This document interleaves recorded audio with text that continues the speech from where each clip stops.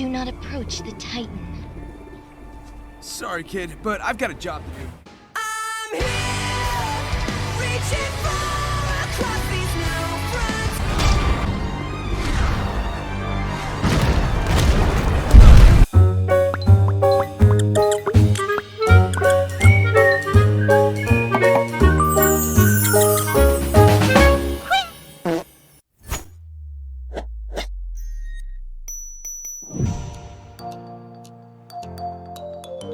Hello once again, my chickadees. Game & Chick is back once more with another review. Before we hop to it, I'd like to give a big thank you to the folks over at SEGA for providing me a review copy to make this review possible. Thank you so much! So now with that out of the way, let's go!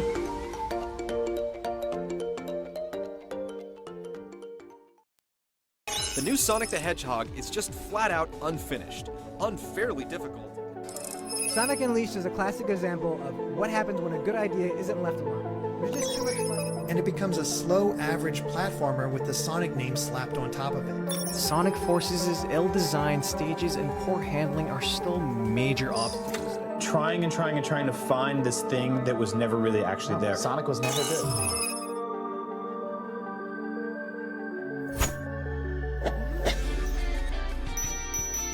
The Blue Blur is back on our game consoles once again to bring us his newest adventure, but this time with wide open spaces.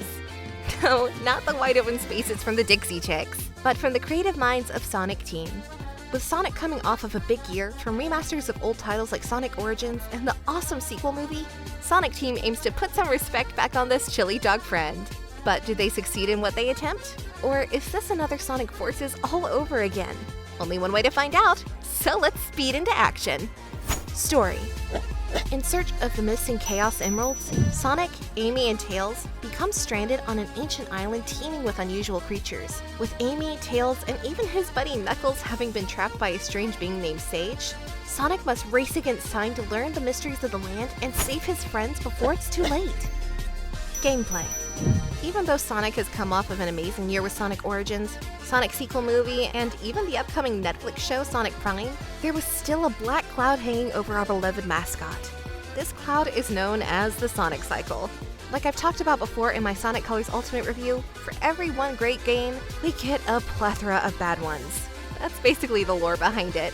Having just come off of a recent title like Sonic Forces for the 3D landscape of Sonic, which further pushed Sonic into the games are bad territory, Sonic Team decided change must be enacted before the damage was done to the property's reputation as a whole. Now taking a page out of other open world games, with 5 massive islands to explore, skills to unlock with a new combat system, secrets to unearth, and a story much different than you'd expect, we look to see if the cycle is broken this go around thanks to Sonic Frontiers. So join me in this somewhat deep dive as we check out aspects of the story, the islands, challenges, extra content, and overall gameplay itself. So grab a chili dog and your coupon to Olive Garden, because it's time to go fast. We open up the game with Robotnik in a forest looking for Slenderman.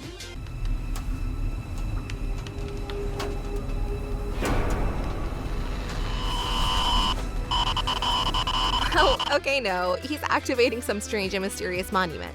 However, while investigating it, he himself is sucked into it and disappears without a trace. Transitioning now to our heroes of the story, we see Sonic, Tails, and Amy flying on their way over to recover the Chaos Emeralds from Starfall Islands, and Tails, being the terrible pilot that he is, loses control of his plane and the whole gang is sucked into a portal, just like Eggman. Who or what could have done this? Honestly, my money's on Falco. He shot them down, that cocky little freak.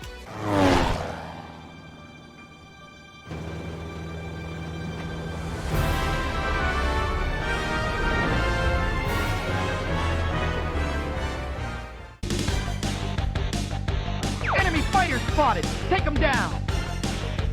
Take him down with one shot!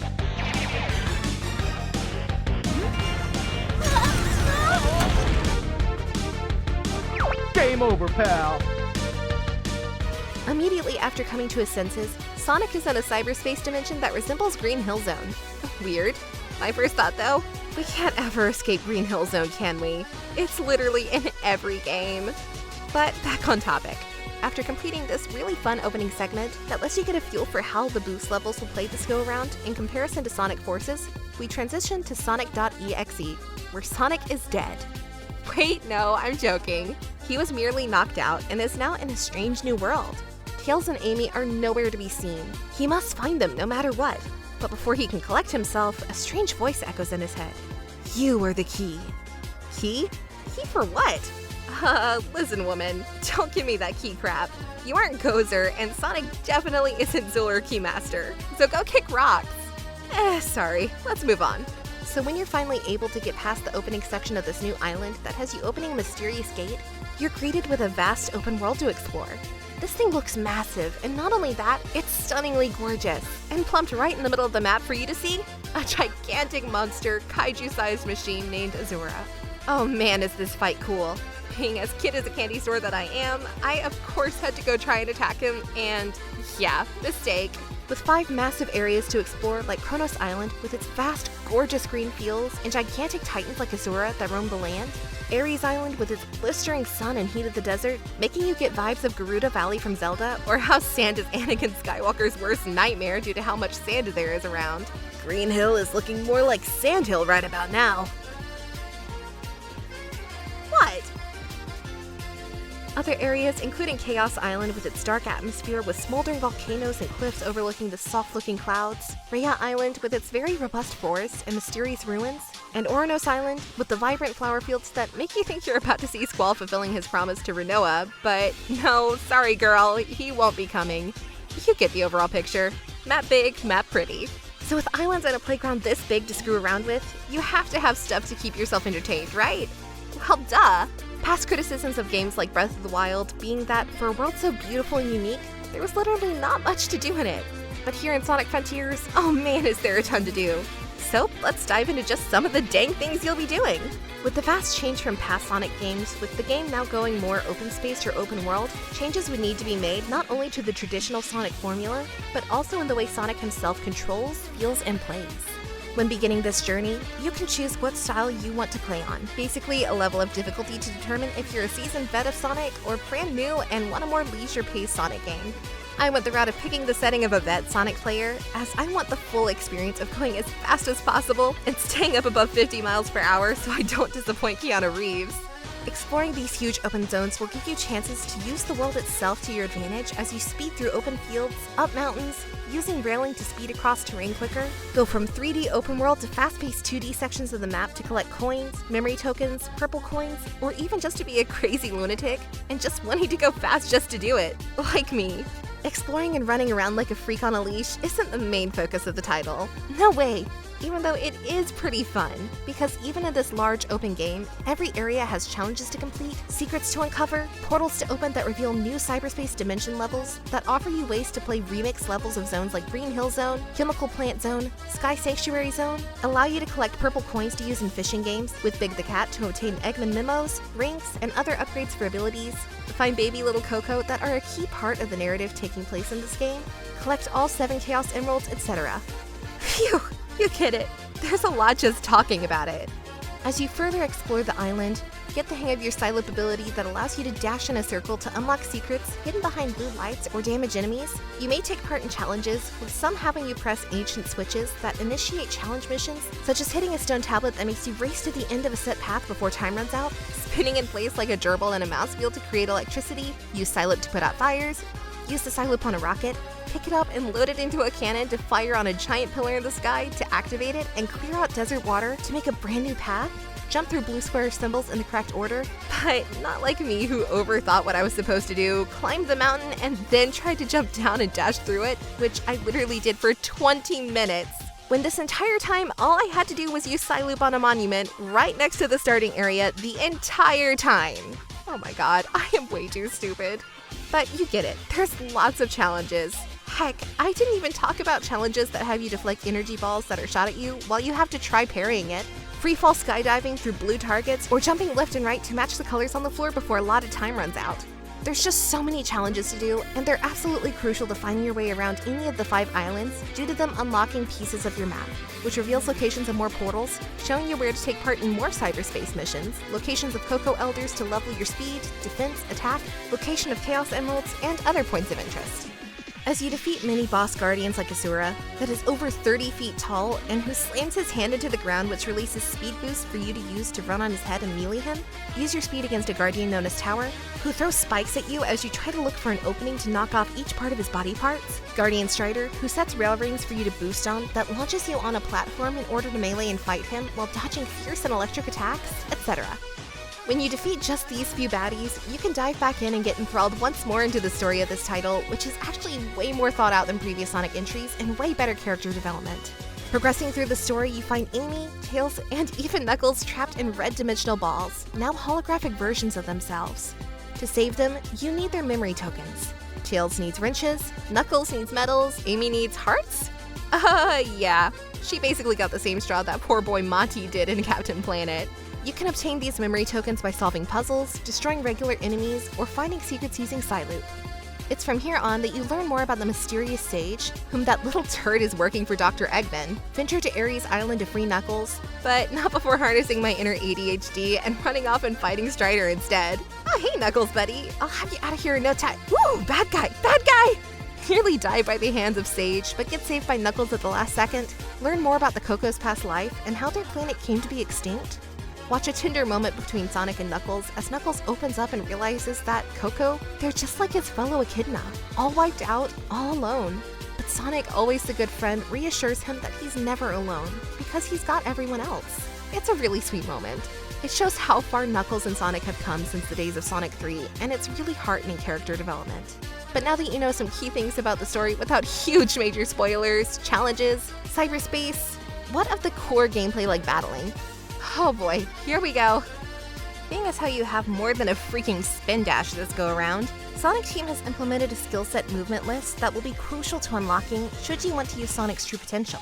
Going to your skill menu, you see that you have a ton to unlock, all skills having their own unique uses and individual chains to use during your attack combos. Sonic Boom that unleashes high-speed kick shockwaves, Phantom Rush that activates when combo meter is maxed for full-on Dragon Ball attack with quick attacks in succession, Wild Rush that zigzag attacks your foes, Homing Shot that locks into a target and releases a volley of energy at them, Spin Dash that lets you spin like a top and deal massive spin damage to an enemy, Loop Kick that gives you the ability to super jump kick, Stomp attacking to harness your inner Mario and stomp on baddies' heads, Cross Slash, while similar to Sonic Boom, allows you to circle around an enemy with a variety of shockwave shots. Besides those main fighting skills, other useful upgrades are also available, such as Ear Trick Shot that allows you to press the right stick around during jumps to gain skill pieces needed to raise your skill points, and finally Auto Combo, which is good for people that want the game to chain combos together for them, so you don't have to remember all the inputs for everything. Because let's face it, not even Rain Man can remember half this stuff. So how do you level these bad boys up? Well, that's where skill pieces and Cocos come into play, as they're the only way you can level up all your attack skills, your ring capacity, movement speed, attack power, and defense. But again, how do you do this? By collecting skill pieces and finding Cocos! I just told you, you goof! I'm sorry. Forgive me, I'll elaborate a little bit on what I mean. While you explore more of the world and experience more of the story with seeing the past once again in relation to the Coco, as lasers rain down from the heavens to destroy their land, learn about their history of using the Chaos Emeralds to escape the planet, in which the way the planet is being destroyed reminded me of Frieza from Dragon Ball, because that's some crap he would do. Noticing Sonic become even more sick and weak with every major Titan he defeats to save his friends, as his body becomes corrupted by a virus, see Sage slowly transform into a caring being after watching Sonic fight so hard for those he loves. Witness Robotnik go from just a regular old run-of-the-mill evil genius, hell-bent on revenge, to a caring man who is capable of having emotions, such as viewing Sage as his own daughter and putting his ego aside to team up with Sonic in order to stop the threat, etc. After all those really great story beats, it's time to put into motion and prepare for the big end boss fights that will take all your power, all your speed, and require everything you've learned up to that point and then some. In order to raise skill points needed to unlock abilities, you must kill anything that moves that you encounter out in the open world, break all boxes you see, or in my case, cheat to heck and back. How? Well, on Chronos, there's one single spring available to do skill tricks with. This can be used to bounce constantly off of, which allows you to do tricks and get infinite skill points by bouncing up and down and twisting the right stick as fast as you can. You can literally get 2 to 3 skill points per minute. Yes, that's right, that's like 120 skill points per hour. This is the perfect method for quick, easy, and productive skill points to get you well on your way to bolster your own strength. But what of speed defense, attack power, and ring capacity? Can you use skill points for those? Heck no, you can't. That would be way too easy. By killing regular enemies and beating the minigame challenges throughout each map, you will then obtain items known as seeds. These blue and red seeds were used at the Elder and Hermit Cocoa in order to raise your attack power and defense power, and the more seed you bring to them, the faster you can max everything out. Straightforward and simple. You just have to fight and explore. Nothing mind-blowing. On the flip side, you also have your speed and ring capacity, with upgrades like ring capacity allowing you to hold more rings so that you can keep your infinite boosts, holding R2 longer as you increase your speed, and raising your said speed by collecting little Cocos hidden around the world. Just find them, pick them up, take them to the Cocoa Elder, easy. What amazes me about these little guys is that there's so many of them, hundreds. Yet they all feel important and warrant searching out. Unlike Korok seeds in Breath of the Wild, that just give you pieces of poop. Seriously, Nintendo, what the crap? Now, during my playthrough, in which I played for over 30 hours, I happened to max out my speed, attack power, defense, and that's when I started getting rather weird. With me rushing around stages, seeing what I can do with my newfound power by chasing down a bird, but missing and not being able to go on adventures with a bird friend. Went and discovered things like abandoned Eggman spaceships, minding my own business, when that damn flying bot comes and interrupts my search for a mysterious area, and the dang jerk steals my freaking Chaos Emerald! Hey, you freaking jerk, get back here! You can't run from me! And he didn't. He died. I can't express how much there is to do and see in this game.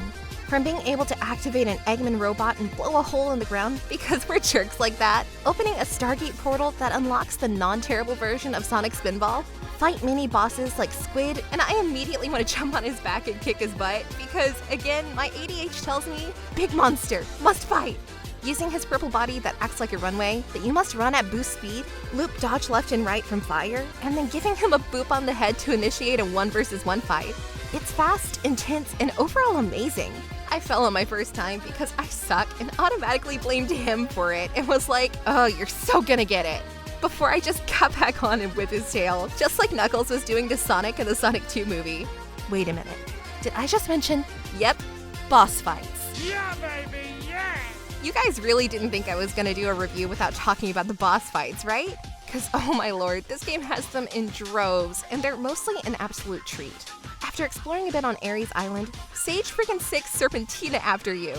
Well, no, it's not Lord Zed's Zord, but it's close enough. It's a gigantic wyvern. Holy shit! It is the most badass fight I've ever witnessed in a Sonic game. Literally ever. To get to him, you must first climb towers by fast railing, wall running, spring bouncing, and then the real fun begins. When getting to the top, you must run along his long tail, like the Squid boss before ultimately getting the Chaos Emerald off his back, and finally going Super Saiyan mode. No lie, it's insane. Flying around at supersonic speeds, soaring fast across the entire map while giving chase to Wyvern, dodging his missiles, lasers, and knocking rockets back into him to stun him with Sonic going toe-to-toe, stopping his power dead in its tracks, prying open his mouth, which sends him to his doom, and good lord, it was so damn awesome.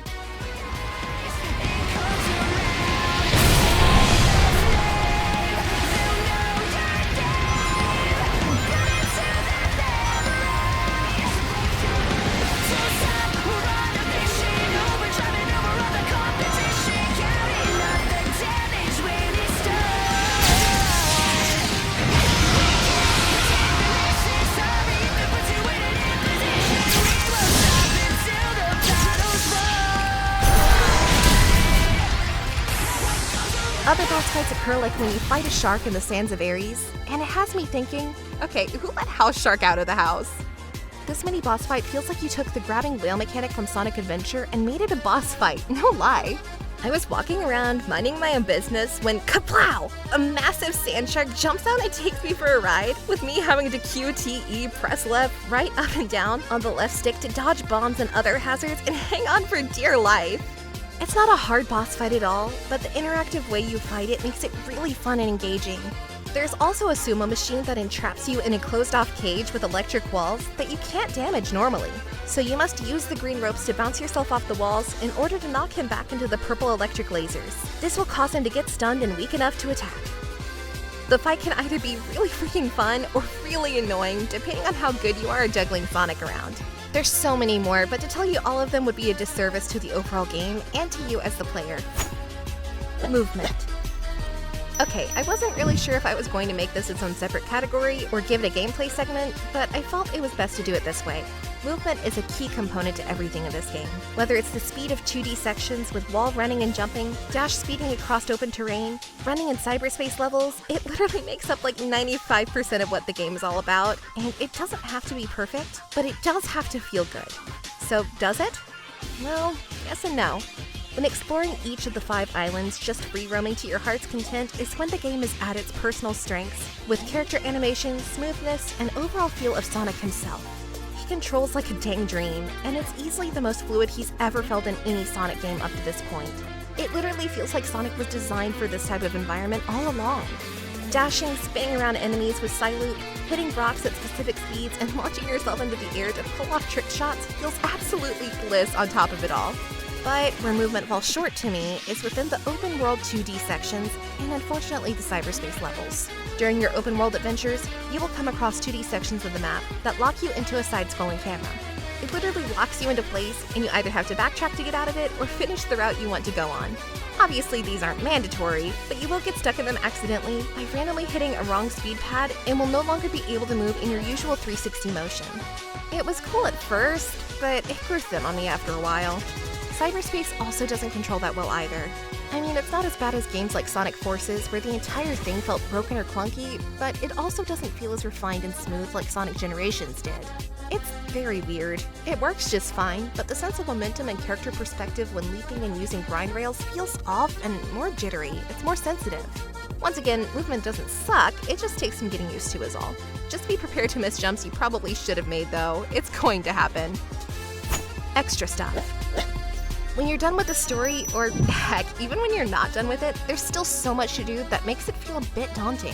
Depending on how many cyberspace levels you completed during your playthrough, feel free to destroy mini-bosses and other fiends around the map to obtain gears that allow you to access even more cyberspace puzzles when fulfilling objectives like collecting all red rings, finish with 30 to 60 coins, beat the level with an S rank, you'll obtain keys needed to gain access to Chaos Emeralds as well. Max out speed, power, defense like I did during my playthrough in both an easy and quick way doing what I did. During your journey, you will notice you picked up purple coins. These coins can be used to go fishing with good old cat friend Big. Oh yes, he finally makes his grand return and in a rather hilarious and fun fishing minigame. During this minigame, you will use your purple coins as currency to play his minigames for 8 coins. The bigger or more rare fish you catch, the higher amount of fish coins you obtain. Use these fish coins to purchase Eggman memos, memory tokens to get further side story with Amy, Tails, Knuckle, and Sage, more rings, purchase seeds and Lost Cocoa to help raise your abilities and stats, etc. Now, I went into this with nearly 1,000 purple coins and was able to max out my character with just 400 purple coins roughly. Simply toss your line in the water, wait for a bite, then QTE time the game's button meter, and pow! You got a fish! Or, a tire?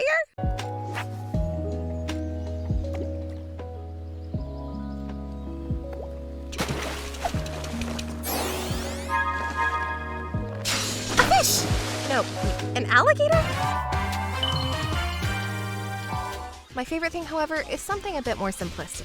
Every night and day cycles, an event will take place in Starfall Islands where stars, fall. All enemies previously defeated will respawn, and now colored fragments will be scattered all over the map for you to pick up. Blue, pink, purple, every color of the wind is here, and it makes the scenery freaking stunning. It's so dang pretty. But what is the purpose of these? Well, by picking one up, it activates a slot machine, and should you get matching symbols, you'll gain a decent amount of purple coins. This is the surefire way to get purple coins quickly and at a fast pace. Dislikes. As Knuckles would say, oh no. Much like everything else I review, this title is not about to get passed on for criticism. Sure, I may not over-exaggerate things like a lot of reviewers I've seen cover this title do, but I will state my piece. Firstly, for people that are easily hit with motion sickness, be cautioned the further you level Sonic's speed, mainly anything after level 30, because with the sporadic movement along with screen movement, it could potentially give you motion sickness if you aren't prepared. A second issue I have is, like I said before, with 2D sections of the open world maps. They just feel out of place and can ruin your flow, and really shouldn't be here. And the 2D should have stuck strictly to cyberspace levels. As mentioned previously, with the plethora of challenges and puzzles to partake in, sometimes less is more. What I mean by this is, while yes, they're here in abundance, a lot of these challenges are near repeats of another with minor tweaks, like more squares to touch, 2 glowing pads instead of 1, repel energy balls 3 times instead of 2, etc. They aren't bad, but it does tend to feel a bit lackluster around mid-game, and that's a shame. Overall, at the end of the day, Sonic Frontiers far exceeded my expectations in nearly every facet. To me, this makes it the true Sonic Adventure 3 due to it bringing back what made Sonic Adventure so much fun and a standout, other than being told by an annoying lady that the train is departing for the Mystic Ruins soon. The train headed for the Mystic Ruins will be departing soon. Oh, shut up already, lady! But what I am talking about is the sense of freedom and exploration that Sonic Adventure gave to us, that Sonic Frontiers nails and droves to us now. If there was an ongoing Sonic cycle, well, consider that broken and smashed to pieces, like Dino Spumoni smashing antique chairs. Sonic Team, while not having a perfect game obviously with 2D issues, cyberspace control problems, some challenges feeling repeated, they still nail with speed, addictive combat, gorgeously filled worlds, boss fights against Godzilla-sized kaiju like Giganto and Knight, taking flying bone monsters to their death by grabbing their wings and plowing them to the floor, and engaging in pretty fun puzzles like when you meet up with Knuckles mid-story and he's looking at some ancient balls. Wait, no, mind out of the gutter. They're colored ancient tablets that must be put in their proper holes. Oh gosh dang it. Once again, out of the gutter, guys. What I'm trying to say is, to get the balls where they need to go, you have to make sure it's a tight fit. You know what? No, it's a freaking crane. You use a crane and lift them into the sky and place them in their colored designated target. You guys have dirty minds. So with all this having been said, my verdict is clear. Game Chick says bye now.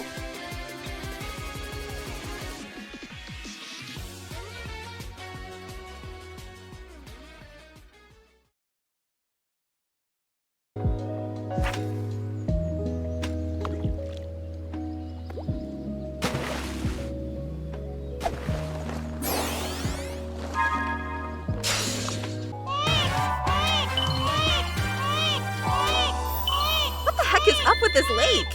Hey everyone, thanks for watching! I really hope you enjoyed that review, and I look forward to bringing more to you in the coming future. For new people, feel free to hit that subscribe button and give this video a like or share, and for people already subscribed, make sure to hit that notification bell so that you do not miss out on any future content uploaded. Also, feel free to click on my other reviews linked above because they're kinda cool too, so give them a look. Once again, thank you so much for watching, and I'll catch all you chickadees on the next one. Quack!